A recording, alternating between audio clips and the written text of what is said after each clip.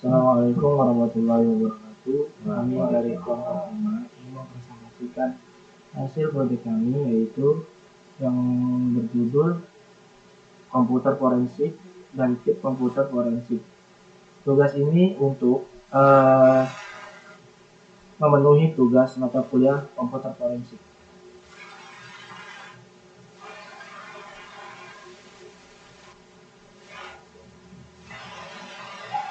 Dan ini ada nama anggota kelompok kami, yaitu ada Ahmad Sofyan Gifari, ada Said Agung Anwar, Wahyu Ardiansyah, Muhammad Zatul Imanullah, dan Umar Amirullah.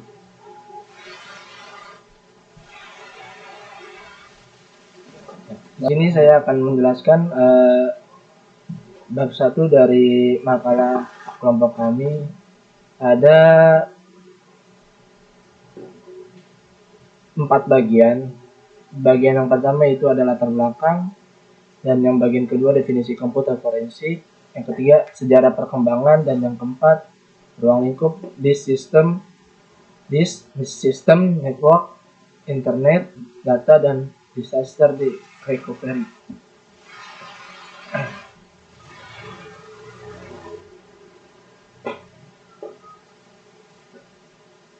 Adapun yang latar belakangi dari komputer forensik ini, yaitu dikarenakan era informasi global telah membawa perubahan paradigma signifikan dalam kehidupan manusia, dengan teknologi informasi menjadi pilar utama yang menopang hampir seluruh sektor.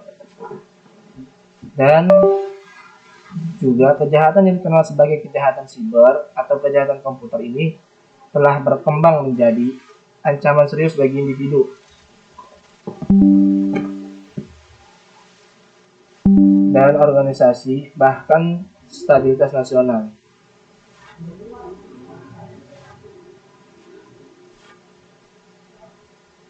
Modus operandi kejahatan ini semakin canggih, mulai dari pencurian data pribadi, sabotase sistem, penipuan online, penyebaran malware, hingga terorisme cyber. Dan menyikapi fenomena ini, kebutuhan akan disiplin ilmu yang mampu menyelidiki dan mengungkap kejahatan berbasis teknologi menjadi sangat mendesak. Disinilah peran komputer forensik menjadi krusial.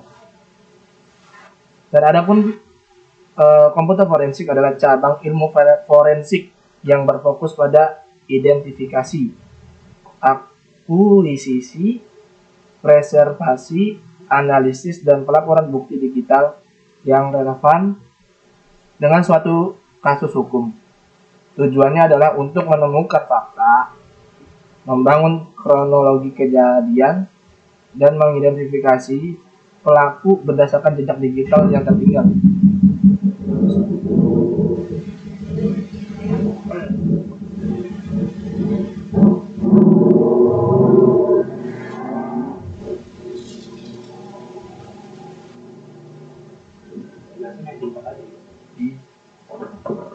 Nah, kan soal definisi komputer forensik.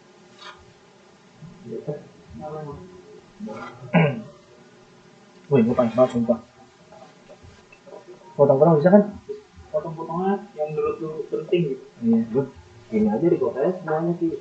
Iya. Nah, ini kan di record semua. Lu kata aja ntar gua cut gampang. Oh, pas dulu aja bisa. Ya nggak penuh ya dia. Iya, Nggak apa-apa udah. Nggak apa-apa.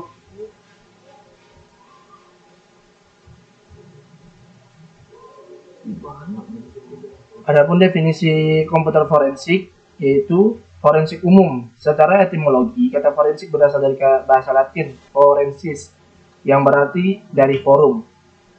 Pada masa Romawi kuno, forum adalah tempat di mana perdebatan publik dan persidangan hukum diadakan. Oleh karena itu, forensik secara luas merujuk pada segala sesuatu yang berhubungan dengan aplikasi ilmiah untuk tujuan hukum. Dalam konteks modern, forensik didefinisikan sebagai suatu proses ilmiah yang sistematis dalam mengumpulkan, menganalisis, dan menghadirkan berbagai bukti yang relevan dalam sidang pengadilan terkait patologi, forensik, balistik, forensik sidik jari, dan tentu saja forensik digital. Dan adapun forensik komputer atau forensik teknologi informasi, istilah forensik komputer pertama kali muncul untuk menunjukkan pada penyelidikan perangkat komputasi. Seiring waktu, cakupannya meluas seiring perkembangan teknologi, sehingga lebih tepat disebut forensik teknologi informasi atau forensik digital.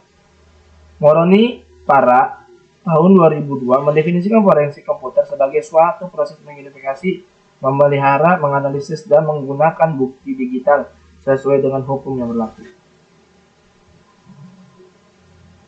Definisi ini menekankan 4 pilar utama dalam forensik digital. 1. Identifikasi, mengenali keberadaan bukti digital yang potensial.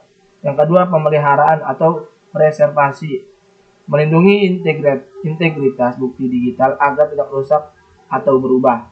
Yang ketiga, analisis, yaitu memeriksa bukti digital untuk menemukan informasi yang relevan. Yang keempat, penggunaan atau penyajian, yaitu menghadirkan bukti digital di pengadilan dengan cara yang dapat diterima secara hukum.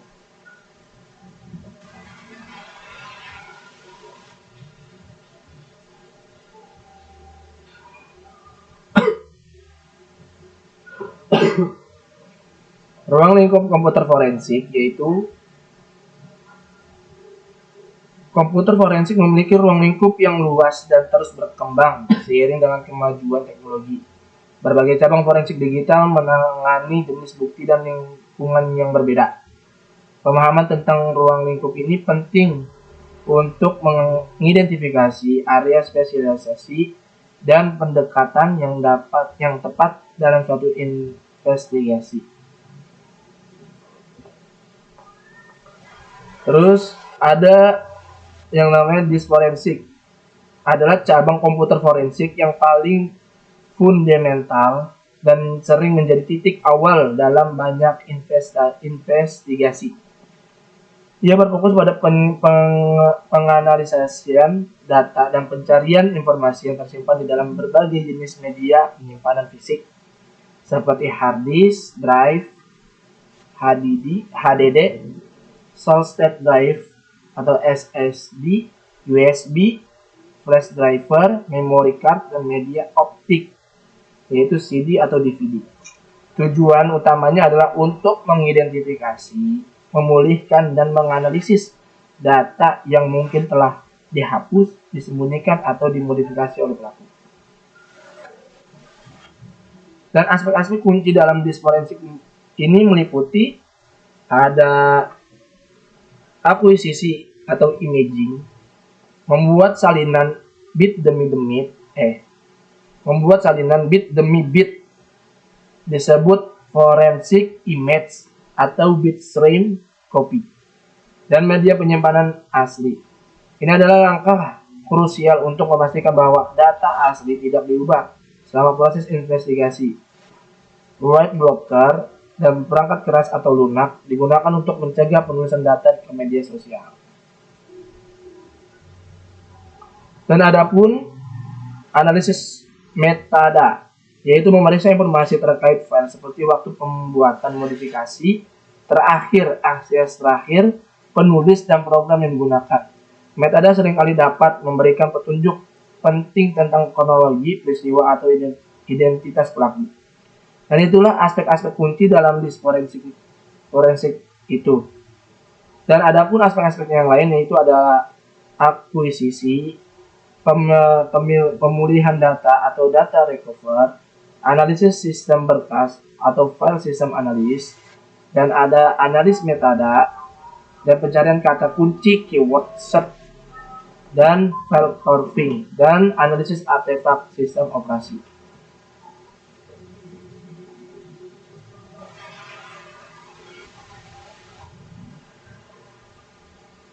Dan itulah penjelasan dari saya mengenai bab 1 dan akan dilanjut oleh teman saya, yaitu Said Agil Milanwar. Ya, di sini saya akan melanjutkan membahas dari komputer forensik dari bab 2 yang berdasar komputer forensik. Yang pertama, prinsip dasar komputer forensik.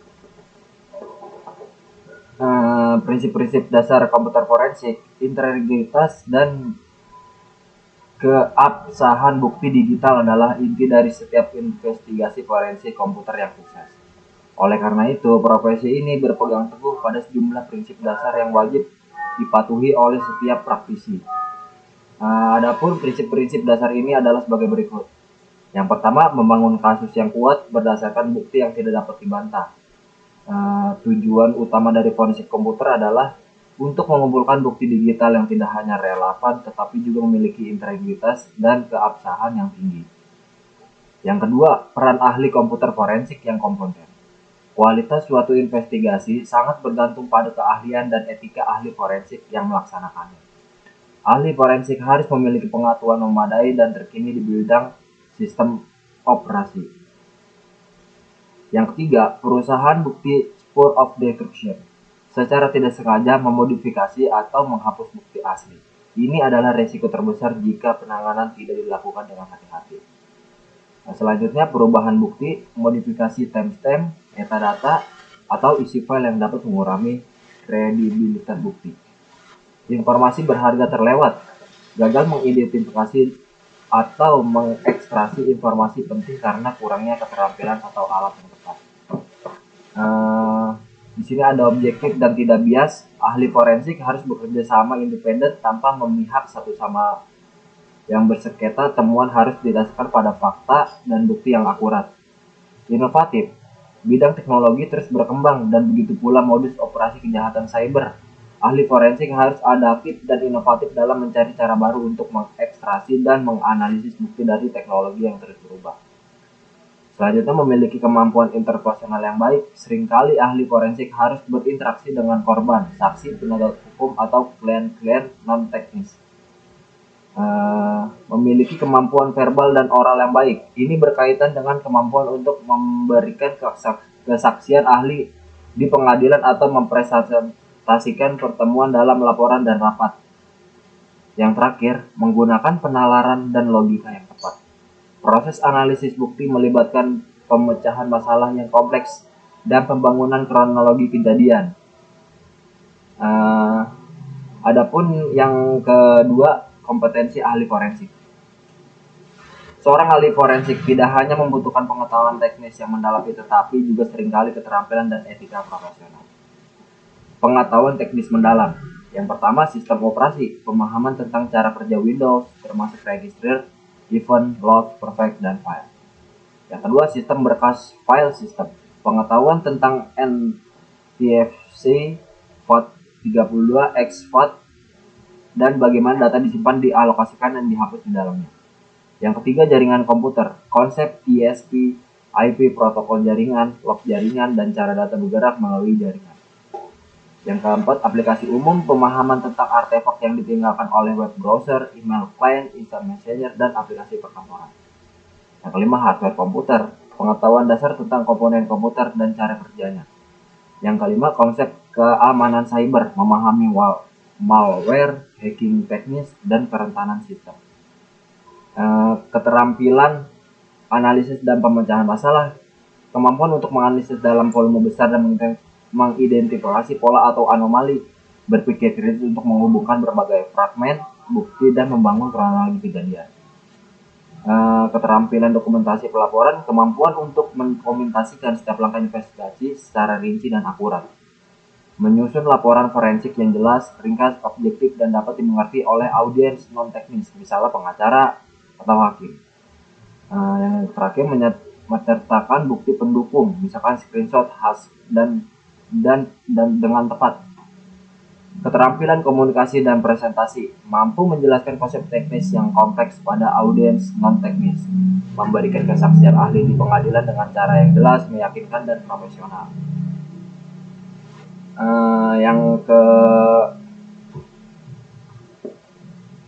Yang selanjutnya, sertifikasi ahli forensik TI.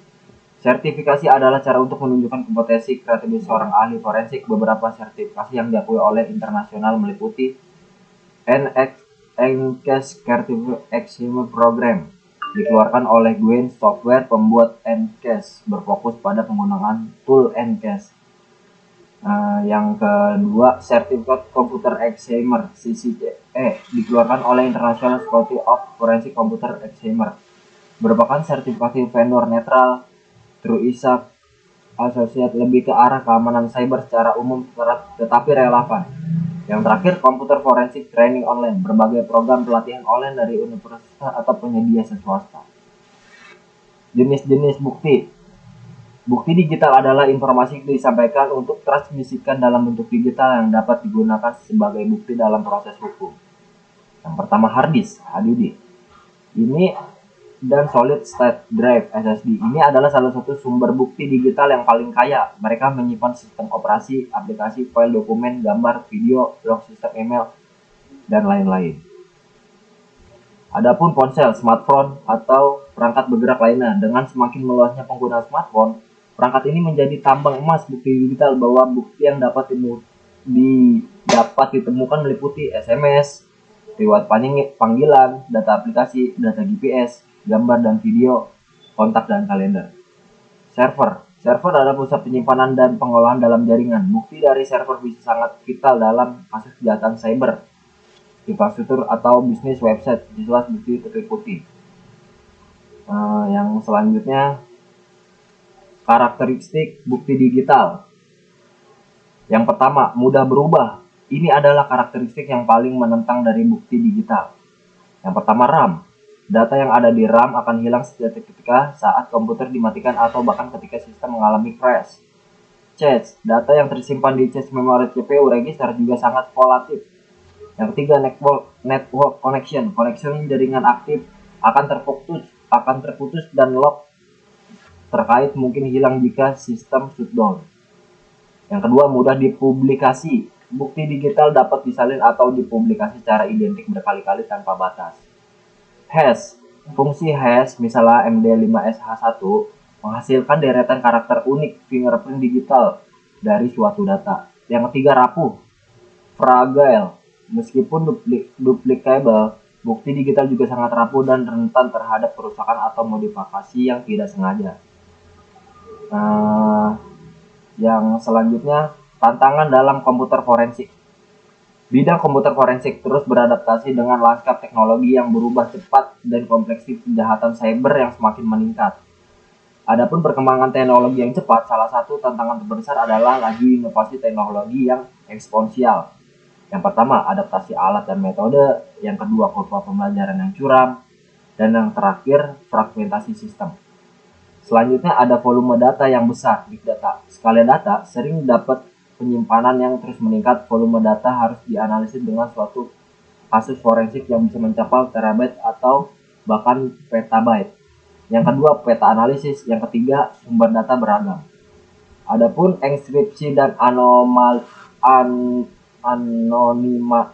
anonimitas pelaku kejahatan cyber semakin cerdas dalam menggunakan teknologi untuk menyembunyikan jejak mereka. Yang selanjutnya, isu yudisial lintas batas transnasional, sifat global, interkomunikasikan kejahatan cyber dalam lintas batas negara.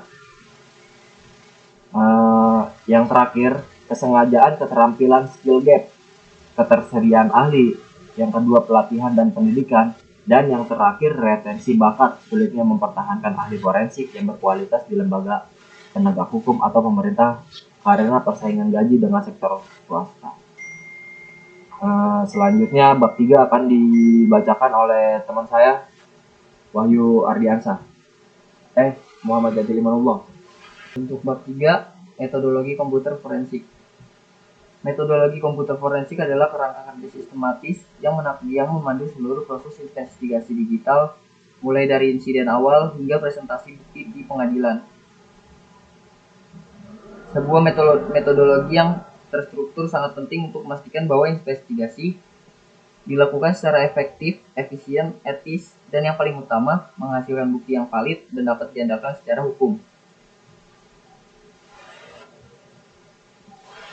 Pemodelan forensik. Pemodelan forensik menggambarkan elemen-elemen kunci yang harus ada dan berinteraksi secara harmonis dalam sebuah lingkungan forensik digital yang efektif. Model ini seringkali disederhanakan menjadi 3 komponen utama yang saling terkait dan mendukung. Manusia atau people, peralatan atau equipment, dan aturan atau protokol. Komponen manusia atau people. Komponen manusia atau yang sering disebut sebagai brainware adalah individu atau tim yang terlibat langsung dalam proses forensik digital. Mereka adalah sumber daya manusia yang membawa pengetahuan, keterampilan, pengalaman, dan keahlian yang diperlukan untuk melaksanakan investigasi. Computer Forensic Examiner, peran utama, merupakan tulang punggung dari tim forensik. Tugas utamanya adalah melakukan pengujian mendalam terhadap media original, atau lebih tepatnya forensic image dari media original, dan mengecer data yang relevan dan investigator untuk ditinjau. Untuk tanggung jawab spesifiknya, 1. Membuat forensic image dari media penyimpanan dengan integritas terjamin menggunakan write blocker dan menghitung hash value. Memulihkan data yang terhapus atau rusak menggunakan berbagai teknik data recovery atau file carving. 3. Menganalisis file system untuk mengidentifikasi file tersembunyi, slack space, dan artefak paling pentingnya. Persyaratan kompetensi membutuhkan pelatihan intensif, biasanya berlangsung selama 4 hingga 6 minggu untuk menguasai berbagai tool dan teknik forensik. Untuk yang kedua, harus memiliki pemahaman mendalam tentang sistem operasi yang berbeda, Windows, Linux, Mac OS, struktur file system, arsitektur komputer, dan prinsip-prinsip jaringan.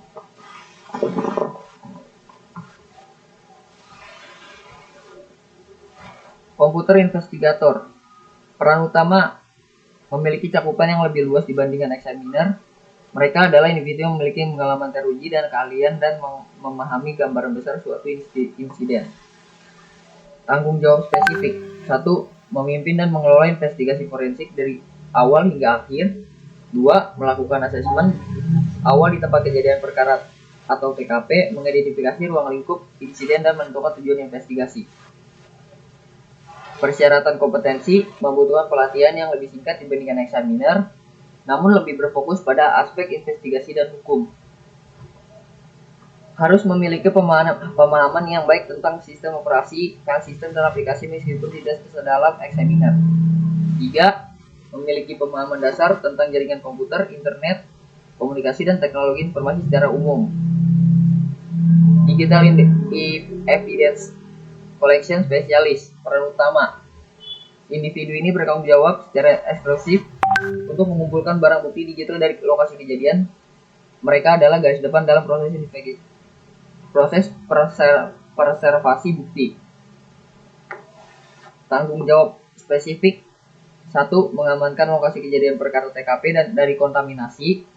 2. Mengidentifikasi dan mendokumentasikan semua perangkat digital yang berpotensi menjadi bukti. 3. Melakukan akuisisi bukti digital di lokasi dengan mengikuti protokol yang ketat. Persyaratan kompetensinya: 1. Membutuhkan pelatihan yang paling singkat 1-2 hari yang berfokus pada protokol pengumpulan barang bukti secara tepat.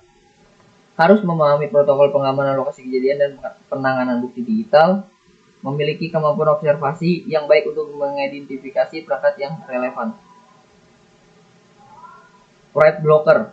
Ini adalah salah satu perangkat paling penting dalam forensik. Write blocker adalah alat yang mencegah setiap modifikasi data pada media asli selama akuisisi atau pemeriksaan. Perangkat lunak forensik software. Ini adalah aplikasi utama yang digunakan untuk sebagian besar tugas forensik.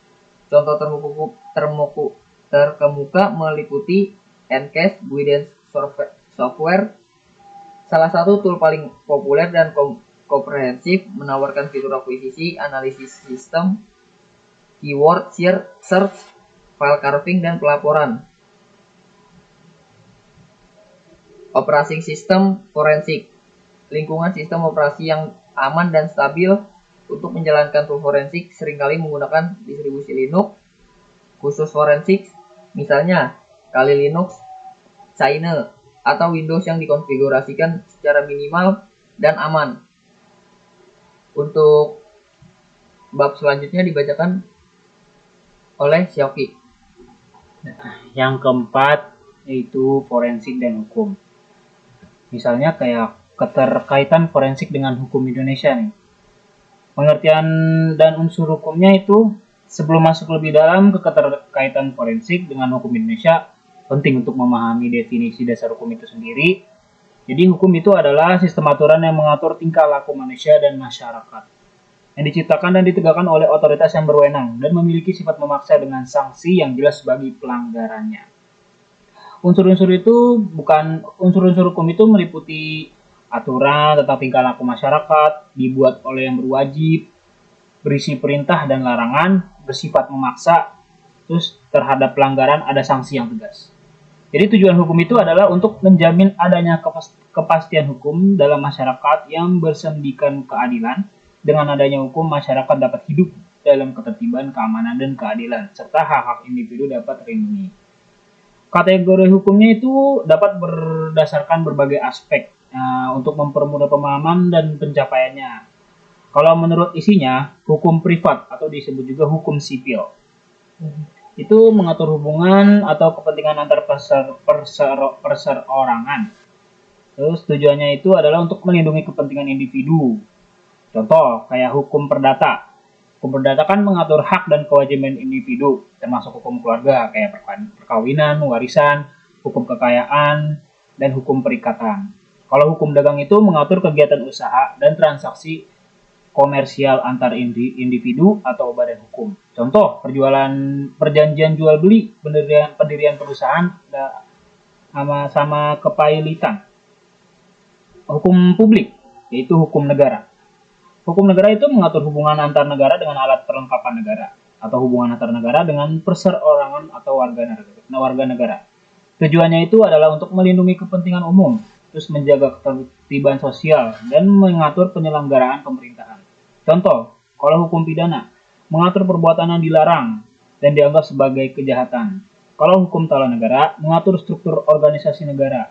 Terus juga kalau hukum administrasi negara, mengatur kegiatan pemerintah dalam menjalankan tugas-tugas administrasinya. Menurut cara mempertahankannya, itu hukum material adalah hukum yang berisi peraturan berupa perintah dan larangan, serta menjelaskan perbuatan-perbuatan apa saja yang dilarang.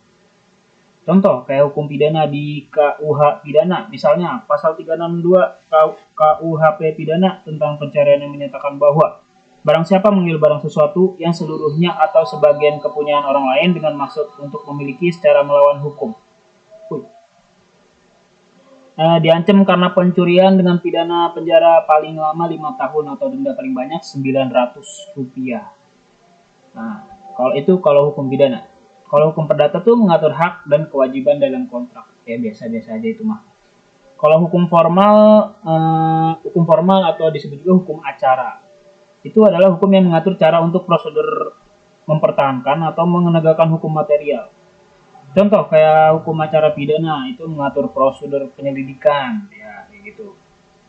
Selanjutnya perkembangan undang-undang informasi dan transaksi elektronik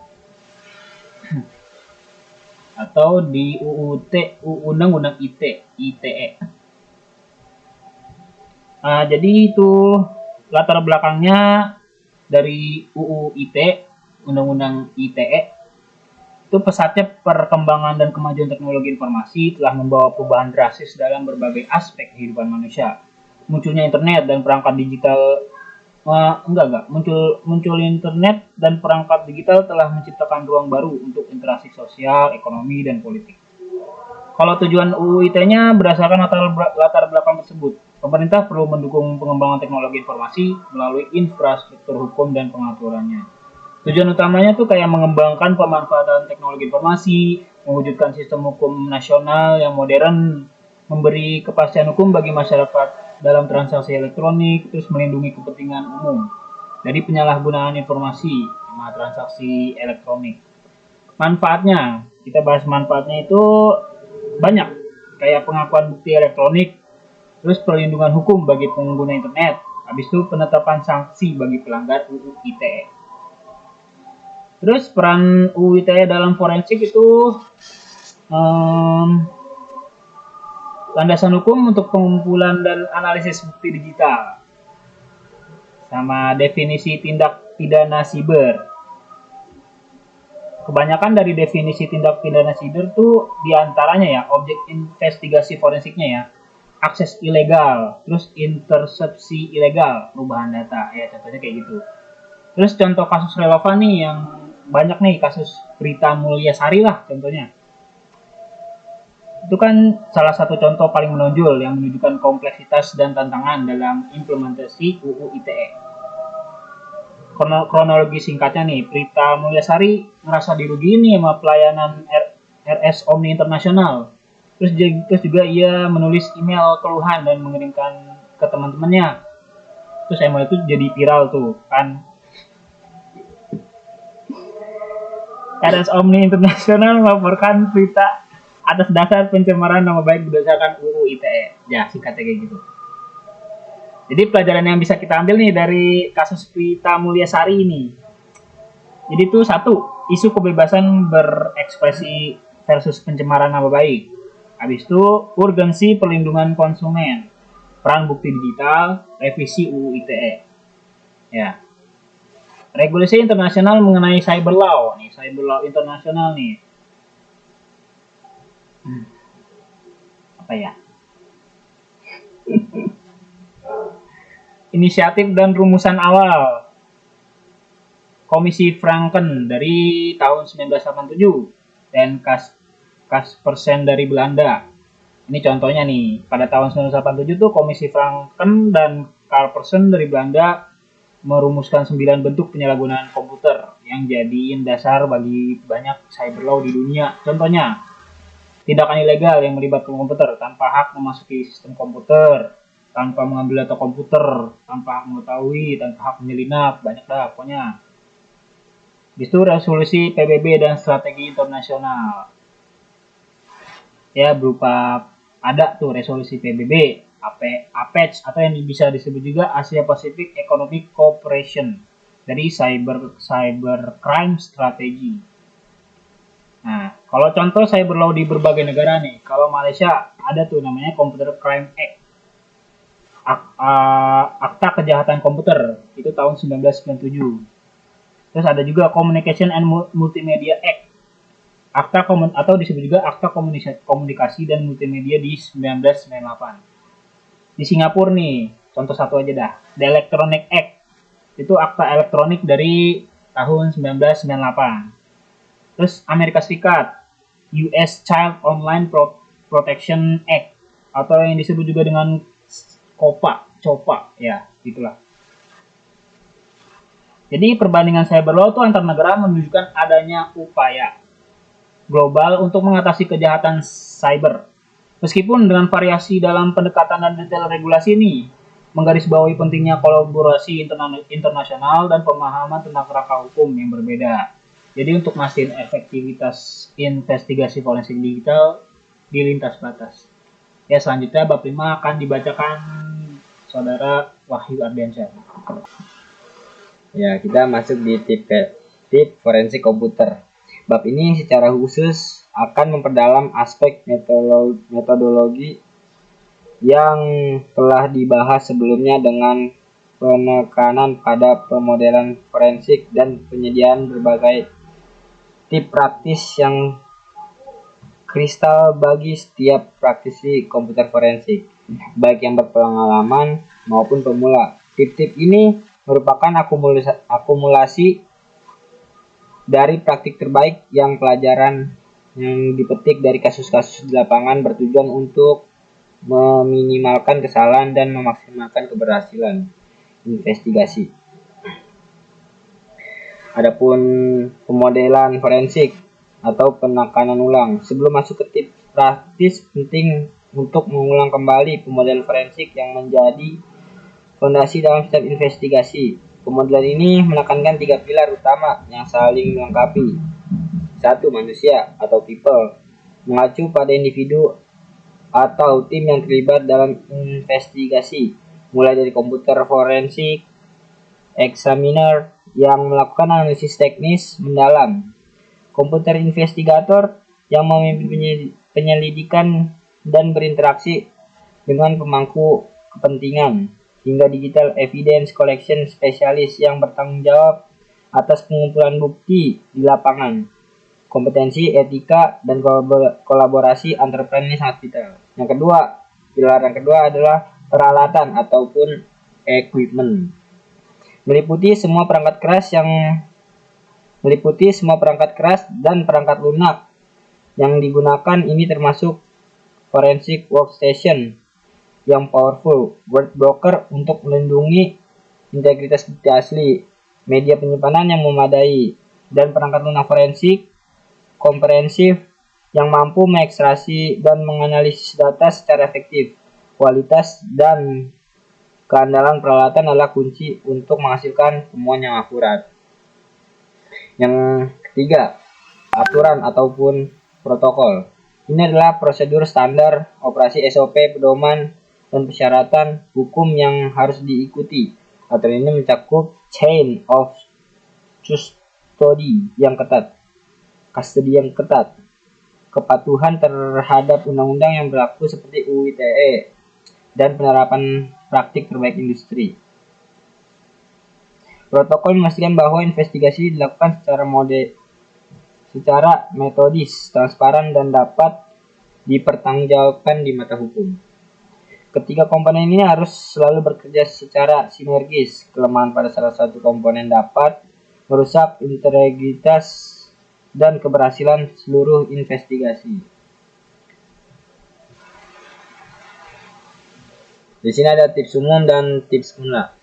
Saya akan menjelaskan tips umum dulu. Tips umum. Tip-tip ini adalah pedoman krusial yang harus selalu diingat oleh setiap profesional forensik komputer untuk memastikan keberhasilan dan kebebasan investigasi. Yang pertama,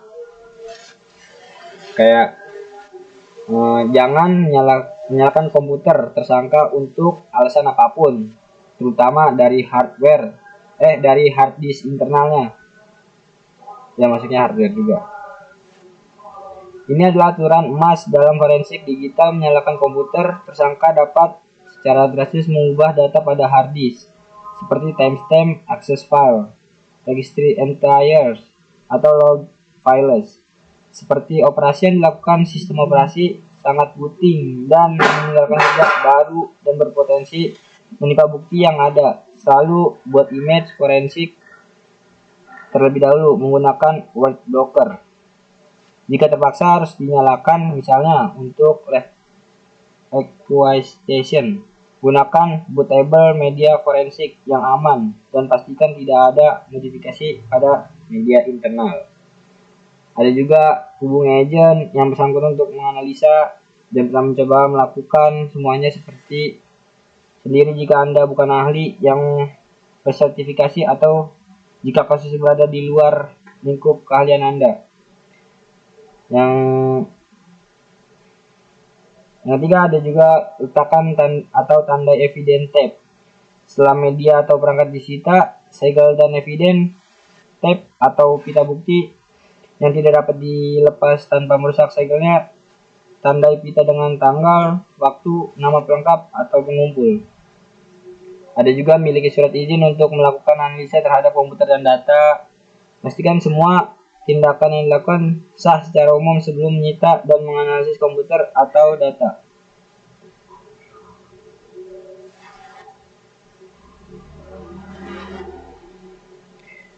Ada juga persyaratan tertulis yang sah atau ringkasan kasus untuk melegalkan examiner untuk bekerja. Selain surat izin, examiner juga harus memiliki dokumen resmi, misalnya surat tugas atau ringkasan kasus dari investigator utama. Ada juga buat daftar kata-kata untuk melakukan pencarian ataupun keyword list, lupa kata atau tepat waktu dalam komputer forensik, konsisten terhadap kasus dan identifikasi kepentingan. dan ada masih banyak yang lain tipe-tipenya. Ada juga tips untuk pemula kayak yang ditampil ini, kayak latihan dengan data dummy, ikuti pelatihan, dan konsultasi dengan senior.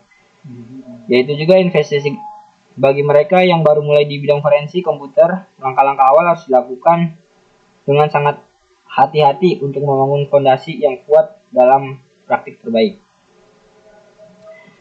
Yang pertama, ada investigasi sederhana. Mulailah dengan kasus yang tidak terlalu kompleks untuk membangun pengalaman dan kepercayaan diri. Ini memungkinkan Anda menguasai dasar-dasar tanpa dibebani oleh kerumitan kasus besar.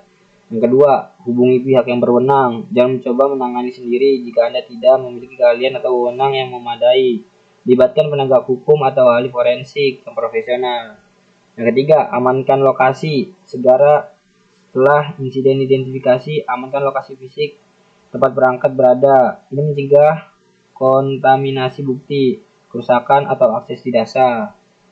Ada juga minimalisir interupsi terhadap lokasi. Pastikan lingkungan tetap terkontrol dan tidak ada yang mengubah atau mengganggu perangkat atau jejak insiden. Jangan jalankan program apapun selagi hindari jalankan aplikasi apapun di komputer tersangka karena ini dapat mengubah timestamp atau registry atau data lain. Jangan biarkan user menggunakan komputer setelah insiden terdeteksi. Pastikan penggunaan yang terlibat tidak lagi memiliki akses ke komputer atau perangkat yang mungkin menjadi bukti. Amankan barang yang berhubungan dengan bukti, segel dan dokumentasi semua barang yang terkait dengan bukti seperti kabel daya, adaptor, flash drive yang terpasang, catatan fisik atau sticky notes yang mungkin berisi password. Gunakan word blocker. Ini adalah investasi wajib. Selalu gunakan hardware white blocker saat membuat image dari media asli. Ini mencegah sistem operasi atau tool forensik Anda secara tidak sengaja menulis ke disk asli. Itu tips untuk pemula. Penerapan tips-tips ini secara konsisten akan membantu pemula dan membangun praktik forensik yang profesional dan etis serta meningkatkan peluang keberhasilan dalam setiap investigasi. Untuk kesimpulannya, cuma ada dua di sini. Yang pertama, komputer forensik krusial dalam keamanan digital. Yang kedua, memerlukan keahlian teknis, hukum, dan etika. Itu saja dari kelompok kami. Kurang lebihnya mohon maaf. Wassalamualaikum warahmatullahi wabarakatuh.